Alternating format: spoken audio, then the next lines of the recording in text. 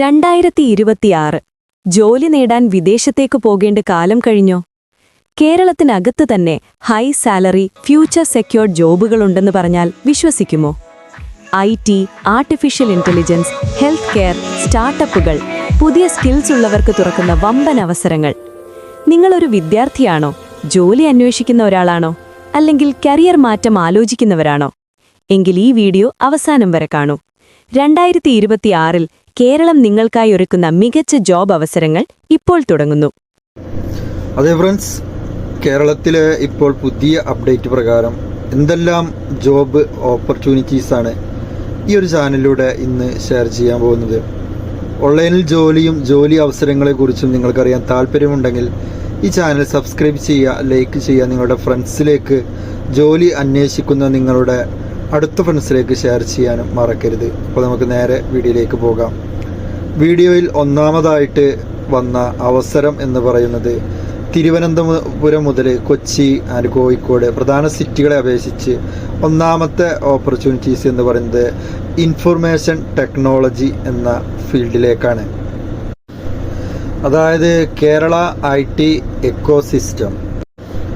ഈ ഒരു കാറ്റഗറി വെച്ച് എന്തെല്ലാം ഫീൽഡിലേക്ക് നമുക്ക് അപ്ലൈ ചെയ്യാവുന്നതാണ്, ജോയിൻ ചെയ്യാവുന്നതാണ്. ഒന്നാമതായിട്ട് പറയുന്നത് സോഫ്റ്റ്വെയർ ഡെവലപ്പറാണ്, എഞ്ചിനീയർ. രണ്ടാമതായിട്ട് AI ആൻഡ് മെഷീൻ ലേണിംഗ് എഞ്ചിനീയറാണ്. മൂന്നാമത്തത് ഡാറ്റ അനലിസ്റ്റാണ്. നാലാമതായി പറയുന്നത് സൈബർ സെക്യൂരിറ്റി സ്പെഷ്യലിസ്റ്റ്. അഞ്ചാമതായിട്ട് കോൾഡ് കമ്പ്യൂട്ടിംഗ് എഞ്ചിനീയർ. ആറാമതായിട്ട് ഫുൾ സ്റ്റെക്ക് ഡെവലപ്പർ. ഇത്രയും കാര്യങ്ങളാണ് ഒന്നാമത്തെ കാറ്റഗറിയിൽ നമുക്ക് അപ്ലൈ ചെയ്യാനുള്ള അവസരങ്ങൾ. ഇനി രണ്ടാമത്തെ അവസരം എന്ന് പറയുന്നത് ഡാറ്റ ആൻഡ് AI റൂൾസ് എന്നാണ്. അപ്പോൾ അതിൽ എന്തൊക്കെ കാര്യങ്ങളാണ് നമുക്ക് നോക്കാം. ഇന്ത്യയിലെ IT സെക്ടറിൽ ഗ്രോത്തിൻ്റെ ഭാഗമായാണ് ഡാറ്റ ആൻഡ് AI റൂൾസ് ആവശ്യകത വർദ്ധിപ്പിക്കുന്നത്. ബിഗ് ഡാറ്റകൾ അനലൈസ് ചെയ്യുക, AI and ML data engineering, prompt engineering തുടങ്ങിയ മേഖലകളാണ് ഇതിൽ പ്രധാനപ്പെട്ടതായിട്ട് വരുന്നത്. ഇനി മൂന്നാമതായിട്ട് വരുന്നത് കാറ്റഗറി എന്ന് വെച്ചാൽ ഹെൽത്ത് കെയറിലേക്കാണ്, അതായത് ലൈഫ് സയൻസ്. അപ്പോൾ അതിൻ്റെ ഡീറ്റെയിൽ എന്തിലേക്കൊക്കെയാണ് നമുക്കതിൽ അപേക്ഷിക്കാൻ പറ്റുന്നത് നമുക്ക് നോക്കാം. ഒന്നാമതായിട്ട് രജിസ്റ്റേർഡ് നേഴ്സിംഗ് വിഭാഗം. രണ്ടാമത് IT വിഭാഗം സ്പെഷ്യലിസ്റ്റ്.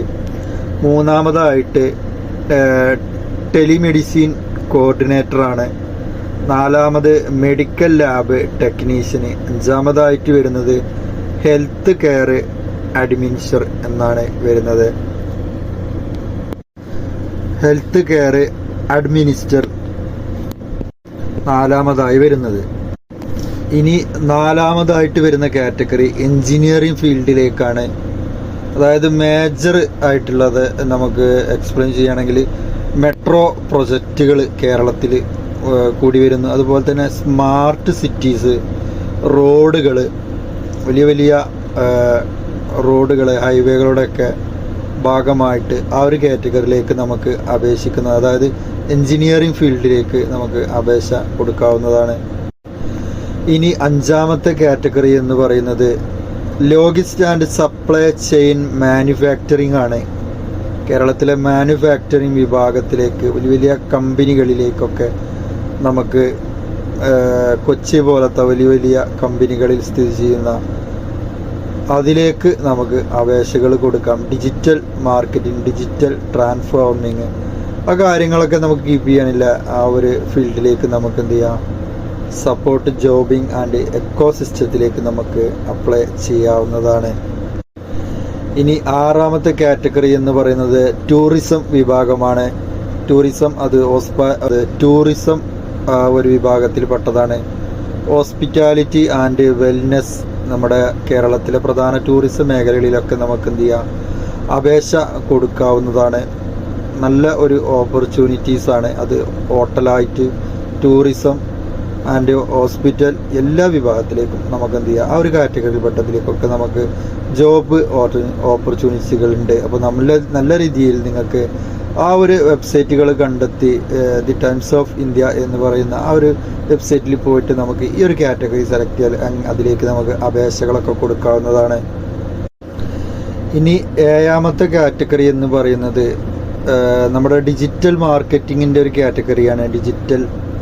അതായത് നമുക്ക് ഡിജിറ്റൽ പ്രൊഡക്റ്റുകൾ, കാര്യങ്ങൾ, മാനുഫാക്ചറിങ്, ടെക്നോളജീസ്, അതിൽ തന്നെ IT ഉണ്ട്, ഹെൽത്ത് വിഭാഗമുണ്ട്, അങ്ങനെ ഒരുപാട് കാറ്റഗറി അതിലും നമുക്ക് പ്രധാനപ്പെട്ടതാണ്.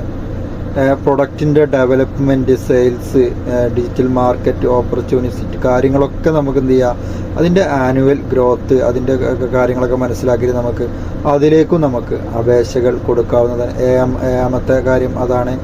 എൻ്റർപ്രൈസിംഗ് റൂൾസുകളാണ് അതിൽ നമുക്ക് നല്ലൊരു പ്രധാനമായിട്ടും ജോലി അവസരങ്ങൾ അതിലുണ്ട്. ഇനി ഏറ്റവും അവസാനത്തതും പ്രധാനപ്പെട്ടതുമായ ഒരു കാറ്റഗറി എന്ന് പറയുന്നത് ഗവൺമെൻറ് ഫീൽഡിലേക്കാണ്. അത് പബ്ലിക് സെക്ടർ ആണെങ്കിൽ അതിലേക്കും നമുക്ക് എന്ത് ചെയ്യാം, അപേക്ഷ കൊടുക്കാവുന്നതാണ്. അതിൽ ഒരുപാട് കാറ്റഗറീസ് ഉണ്ട്. നമ്മുടെ ചുറ്റുവട്ടത്തിൽ തന്നെ നമുക്ക് ഒരുപാട് അവസരങ്ങളുണ്ട്. അതായത് നമുക്ക് PSC കഴിഞ്ഞ ആളുകൾക്കാണെങ്കിൽ നമുക്ക് സുഖമായിട്ട് അതിലേക്ക് നമുക്ക് അപേക്ഷ കൊടുക്കാവുന്നതാണ്. പോസ്റ്റ് ഓഫീസ്, അതുപോലെ തന്നെ വില്ലേജ് പോലെ കാര്യങ്ങളൊക്കെ നമ്മുടെ ചുറ്റുഭാഗത്ത് തന്നെ നമുക്ക് അന്വേഷിച്ചാൽ ഒരുപാട് കാര്യങ്ങൾ ഇപ്പോൾ അതിലേക്ക് നമുക്ക് അവസരങ്ങൾ ലഭിക്കുന്നതാണ്. ഗവൺമെൻറ്റിൻ്റെ കീഴിൽ തന്നെ നമുക്ക് വർക്ക് ചെയ്യുക, ഗവൺമെൻറ്റിൻ്റെ ഒരു അണ്ടറിലായിട്ട് തന്നെ ഈ ഒരു ജോബിന് നമുക്ക് അപേക്ഷ കൊടുക്കാവുന്നതാണ്. അതിൻ്റെ ക്വാളിഫിക്കേഷനും കാര്യങ്ങളൊക്കെ വളരെ വ്യക്തമായിട്ട് തന്നെ ആ ഒരു വെബ്സൈറ്റിലൂടെ അറിയുന്നതാണ്. അപ്പോൾ ജോലി അവസരങ്ങളെക്കുറിച്ചും നിങ്ങൾക്ക് അറിയാൻ താല്പര്യമുള്ളവരാണെങ്കിൽ ചാനൽ തീർച്ചയായിട്ടും സബ്സ്ക്രൈബ് ചെയ്യുക, ലൈക്ക് ചെയ്യുക, നിങ്ങളുടെ ഫ്രണ്ട്സിലേക്ക് നിങ്ങൾ ഷെയർ ചെയ്യാനും മറക്കരുത്. അപ്പോൾ